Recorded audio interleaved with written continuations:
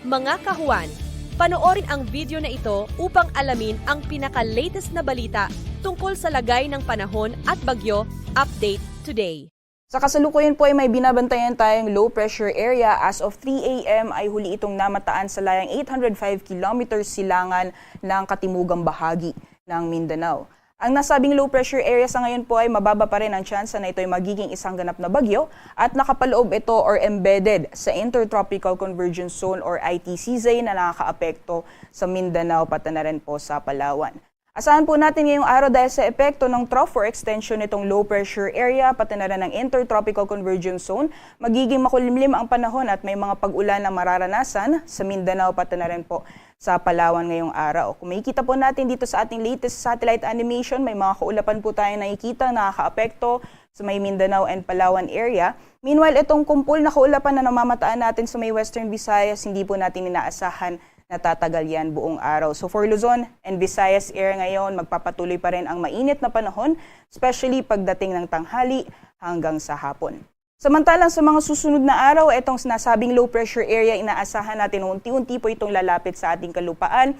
Sa possible bukas, magpapatuloy pa rin ang mga pag-ulan sa may Mindanao area, pati na rin po sa ilang bahagi ng Palawan. And this coming Thursday, inaasahan po natin mas maraming panglugar ang makakaranas ng maulan na panahon, dulot na epekto ng trough or extension nitong low pressure area, pati na rin po ng Intertropical Convergence Zone. So this coming May 1, magiging maulan po ang panahon sa malaking bahagi ng Visayas, Mindanao, pati na rin po sa Palawan, at yung mga pag-ulan po na yan ay posibleng tumagal hanggang sa darating na weekend. Kaya doble ingat po sa ating mga kabayan dyan sa Visayas, Mindanao and Palawan sa mga possible na maulan na panahon sa mga susunod na araw.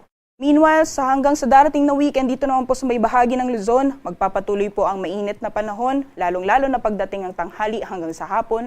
Kung may mga pagulan man, ay dulot po ito ng mga isolated na thunderstorms.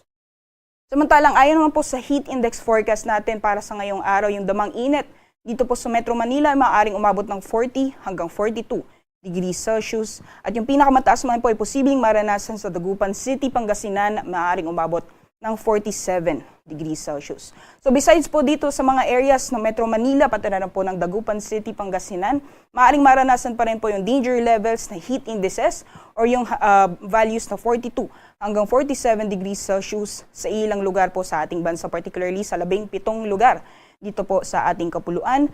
At karamihan po dyan ay sa Central Luzon, pati na po sa Bicol region. So doble ingat pa rin po sa ating mga kabayan, as much as possible po manatili tayong hydrated ngayong araw.